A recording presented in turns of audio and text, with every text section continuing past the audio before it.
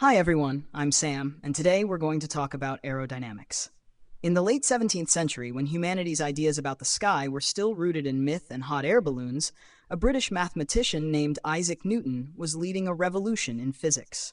His groundbreaking work, The Mathematical Principles of Natural Philosophy, published in 1687, not only revealed the law of universal gravitation, but also offered, for the first time, a systematic mathematical description of force and motion. For those who would later study aerodynamics, this book was both a starting point and a stumbling block. Newton's three laws of motion, especially the third, which states that for every action there is an equal and opposite reaction, might seem unrelated to flight. But in fact, they provided the fundamental framework. If an aircraft pushes against the air pushes back. However, Newton's understanding of fluids like air was still in its early stages. He proposed a simplified model that explained lift as the result of air molecules bouncing off the surface of a wing, what would later be known as Newton's impact theory. The problem was, this theory predicted far too little lift, even less than what a bird would need to fly, let alone an airplane. Yet in the early 19th century, many engineers continued designing flying machines based on this model, with predictable results. Most of them failed. This led some serious scientists of the time to conclude that human flight, like a bird's, was nearly impossible. But that wasn't Newton's fault. He had opened a door, one that turned out to lead down a much longer hallway than people expected. His theory couldn't fully explain flight, but it introduced a key idea. Flight is a question of force, not magic. In the history of aerodynamics, Newton stands like a strict gatekeeper. He posed challenges that future thinkers had to refute, revise, and build upon. And it was precisely these challenges that inspired the work of Bernoulli, Navier-Cayley, and eventually the experiments of the Wright brothers. Newton himself never believed humans could fly, but he gave us the language and logic that made it possible. If Newton opened the door to physics, then in the 18th century, Daniel Bernoulli drew our attention to the turbulent air currents behind it. He was a classic Enlightenment scholar, trained in medicine, but deeply passionate about mathematics and fluid dynamics. In 1738, Bernoulli published Hydrodynamica. While the book didn't immediately change the course of aviation, it planted a crucial seed, the curious relationship between pressure and velocity. The core of Bernoulli's principle is surprisingly intuitive. In a moving stream of fluid, the faster the flow, the lower the pressure, and vice versa. At first, this might not seem like a big deal, but it would later help explain something almost magical: how air can lift a wing. Imagine air flowing past an airplane wing. If the top surface of the wing curves slightly, the air above has to travel a longer path. According to Bernoulli's principle, the air on top speeds up, which causes the pressure to drop. The result? A pressure difference between the upper and lower surfaces, creating an upward lift. This became one of the key concepts that helped explain how flight is possible. While this explanation has since been challenged in its details, it remains a widely accepted and intuitive way to understand lift. That said, Bernoulli himself didn't apply this theory to flight. His principle was originally used to explain things like blood flow and water pressure in rivers. It wasn't until the late 19th and early 20th centuries that engineers and physicists seriously began applying Bernoulli's ideas to wing design and the science of lift. Today, some physics teachers caution their students, don't give Bernoulli's principle all the credit for flight. That's fair. Real lift involves airflow deflection, circulation theory, boundary layers, and other complex factors. But we also shouldn't overlook Bernoulli's place in the history of aerodynamics. He was the first to help us realize that moving air isn't just empty space. It can be a source of force. In an era when airplanes didn't exist and even the dream of flying was often mocked, Bernoulli opened a window to the idea of invisible lift.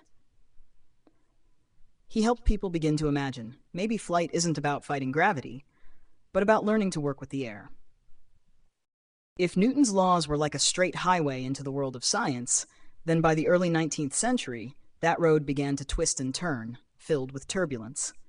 Air could no longer be understood as just a stream of particles. It now seemed to have a personality of its own, sometimes smooth, sometimes violent, sometimes clinging tightly to a wing, only to suddenly break away. This unpredictable behavior made the dream of flight increasingly complex.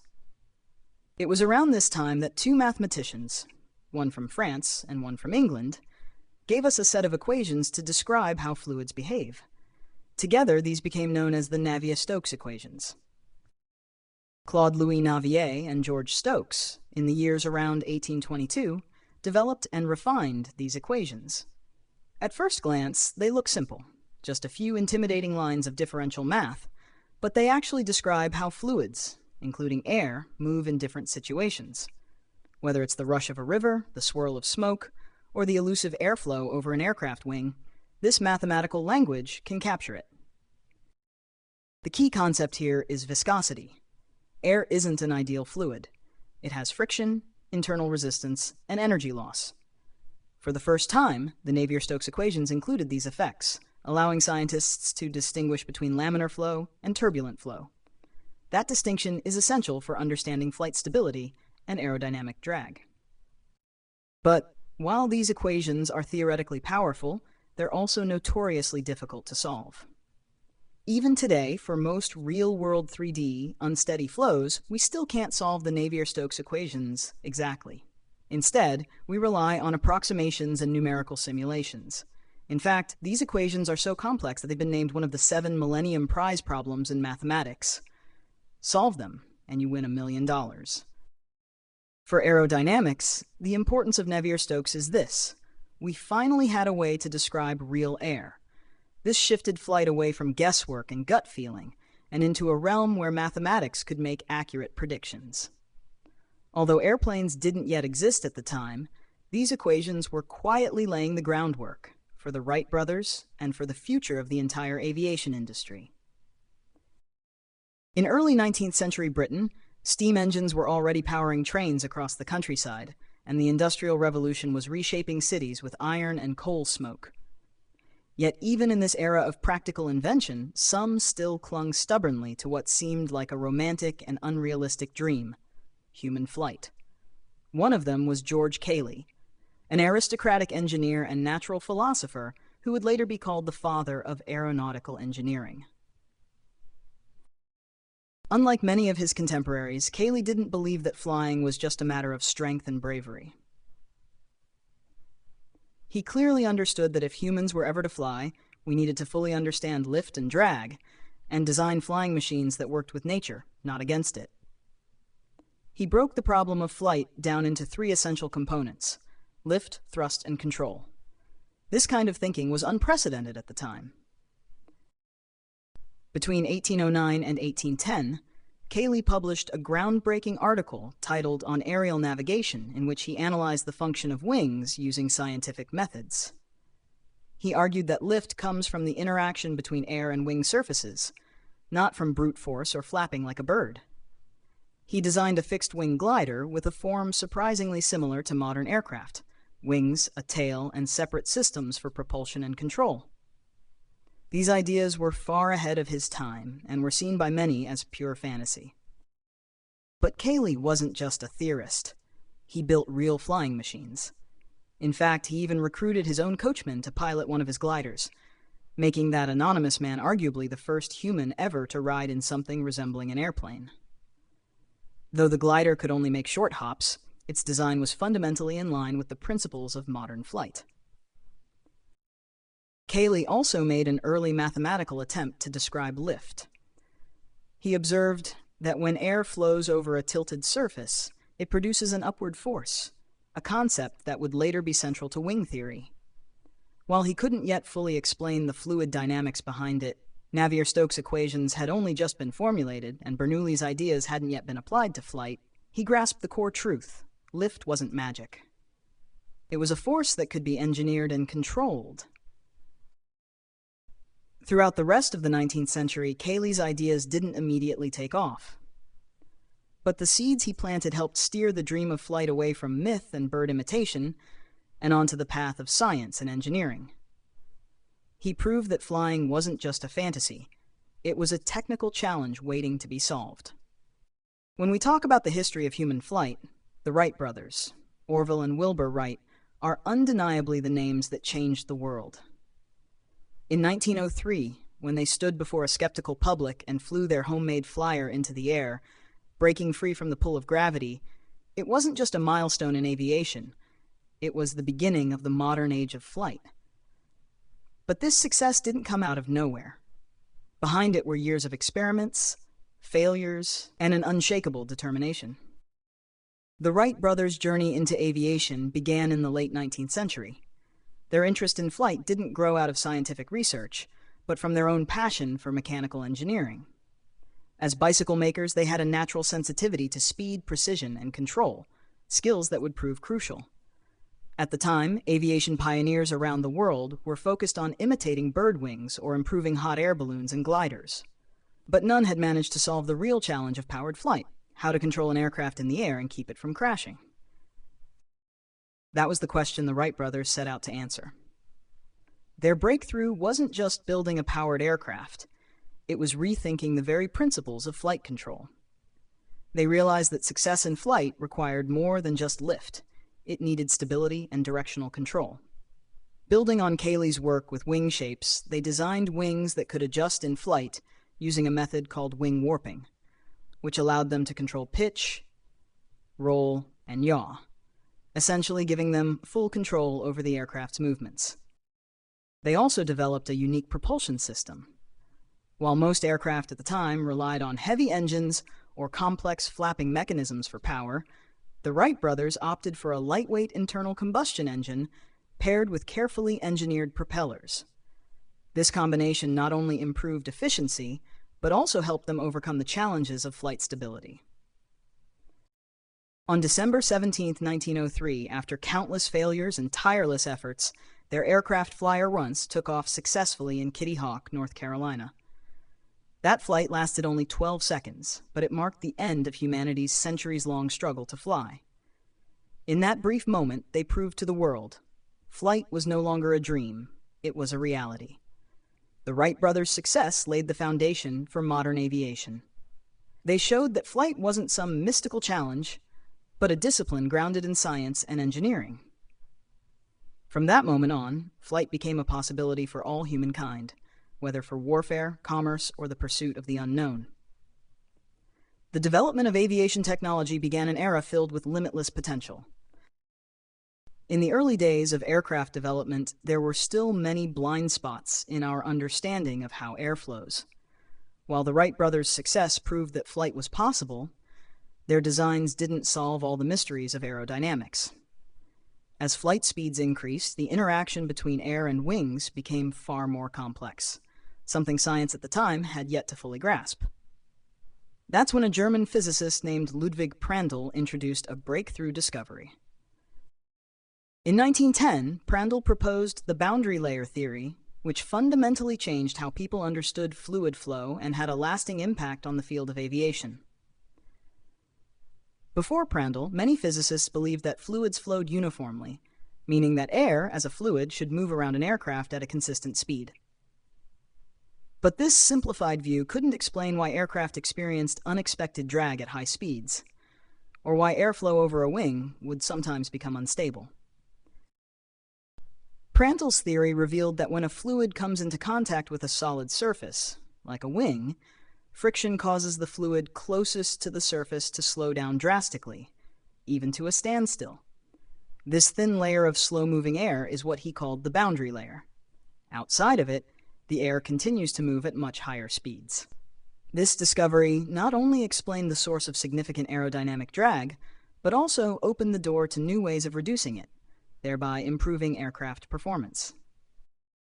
Thanks to Prandtl, aircraft design entered a completely new era. Previously, designers focused mainly on the size and shape of wings. Prandtl, however, highlighted the importance of microscopic airflow details, especially the role of surface friction. He showed that to reduce drag, aircraft surfaces should be designed in ways that control how the boundary layer behaves. This insight had profound effects on future aircraft design, especially for supersonic aircraft and fighter jets, where managing the boundary layer became critical. Prandtl also introduced the now fundamental distinction between laminar flow and turbulent flow. Laminar flow moves in smooth, orderly layers, while turbulent flow is chaotic and filled with eddies and swirls. Within the boundary layer, laminar flow helps reduce drag, whereas turbulent flow increases it and can cause flow separation, which affects flight stability. Managing the transition between these two flow types became a central challenge for aerospace engineers. Prandtl's theory didn't just help explain the aerodynamic behavior of aircraft at high speeds, it provided a solid scientific foundation for designing more efficient aircraft. His work paved the way for the digital age of aerodynamics, enabling modern advancements in high-speed flight, commercial aviation, and the development of computational fluid dynamics.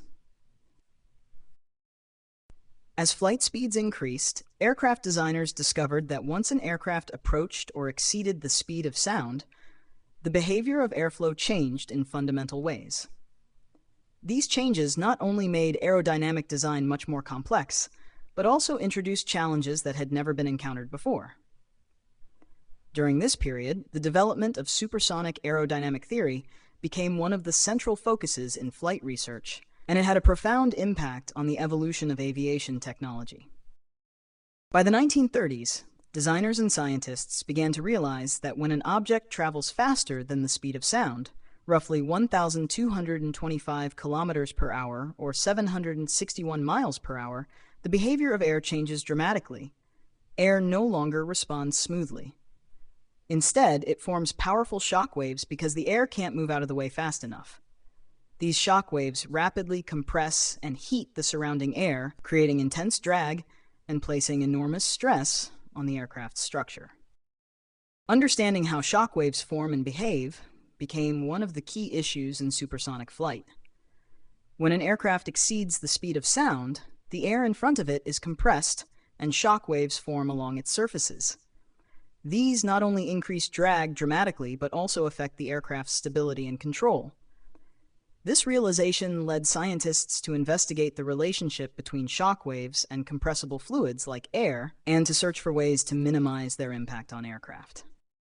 As a result, mathematical models of fluid dynamics began to take shape.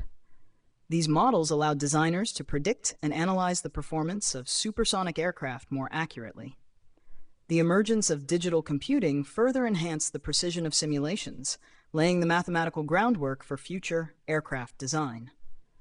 One of the leading figures in this field was Theodor von Karman. He not only laid the theoretical foundations for supersonic aerodynamics, but also developed mathematical models to describe shock waves and their interaction with aircraft surfaces. His research, particularly in the late 1930s and early 1940s, revealed how shock waves affect aircraft performance and helped engineers design aircraft that could minimize these effects, thereby improving efficiency and stability at high speeds. Building on these theories, scientists began to explore the concept of the swept wing. This design became one of the most effective ways to counter the impact of shock waves. When an aircraft travels at or above the speed of sound, swept wings reduce the intensity of shock waves on the wing surface, which lowers aerodynamic drag. This design breakthrough provided the theoretical support for the development of later supersonic aircraft, especially military jets and commercial supersonic airliners.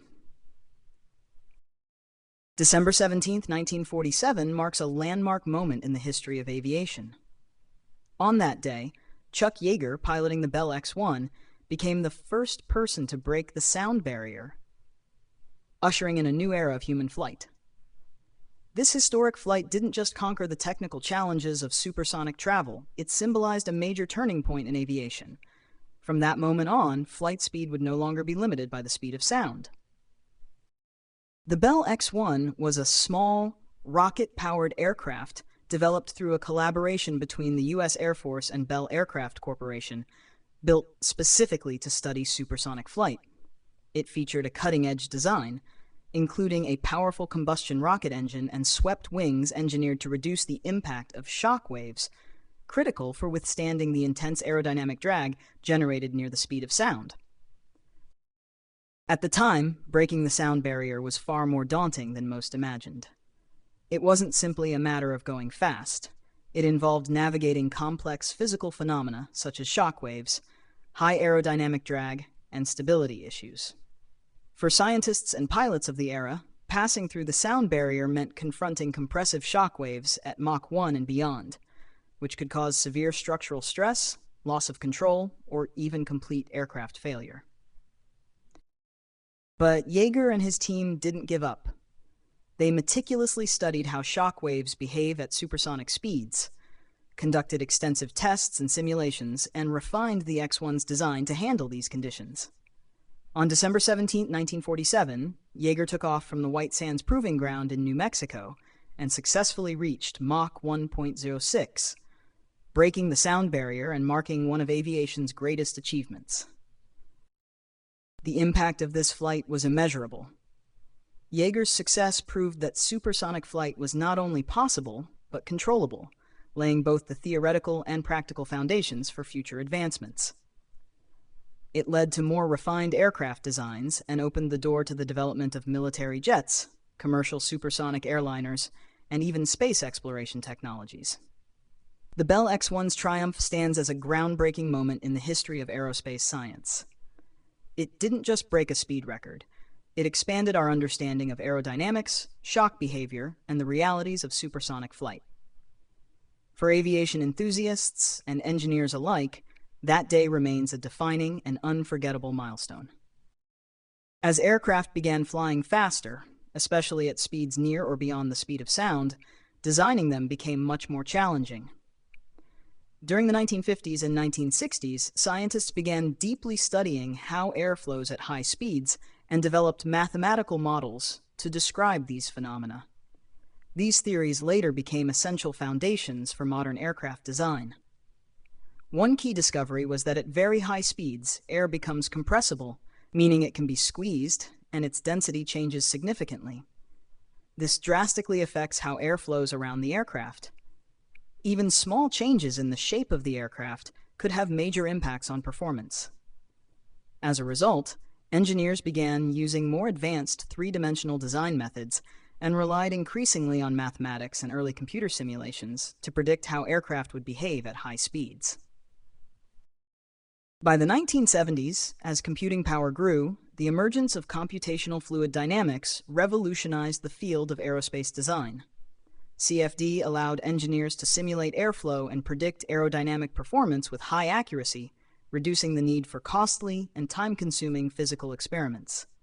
This ushered in a new era of digital design, making the development of aircraft far more precise and efficient than ever before. With continued technological progress, the 1980s saw a powerful fusion of aerodynamic design and stealth technology, particularly in military aviation. This period's research significantly reduced the radar cross-section of aircraft.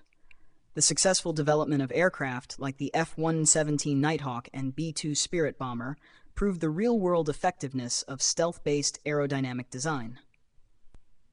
The core of stealth design isn't just about shaping the aircraft for better airflow. It's about managing how radar waves reflect off the surface, allowing modern fighter jets to avoid detection and become a key component of modern military strategy. All of these advances, from compressible flow theory to CFD to stealth aerodynamics, have played a crucial role in driving the progress of the aviation industry. Whether it's basic airframe design, precision simulation for supersonic flight, or radar-evading military jets, the scientific breakthroughs from this period laid a solid foundation for future innovations and ushered in a new era of aerospace engineering. As we enter the 21st century, the challenges in aviation technology have grown increasingly complex, pushing the limits of what aircraft can achieve. Hypersonic and glide vehicle technologies have become major focal points in today's aerospace research. These aircraft are designed not only for extreme speeds, but must also handle intense thermal and aerodynamic interactions. At speeds above Mach 5, aircraft face tremendous air resistance and heat, requiring engineers to account for re-entry heating, aerodynamic control, and high-temperature material performance. The development of hypersonic technology has the potential to revolutionize flight, not just by shattering speed barriers, but also by transforming both commercial and military aviation. At the same time, biomimetic aerodynamic design is gaining traction in modern research, By mimicking how animals such as birds or insects fly, researchers are developing new flight models inspired by nature's non-steady flows, how fluids behave dynamically in ever-changing conditions. These bio-inspired designs not only improve flight efficiency, but also help aircraft operate in extreme environments, such as high altitudes or low temperatures. This has sparked innovation in drones and small aircraft, opening up new possibilities for operations like disaster relief and environmental monitoring in remote or harsh conditions.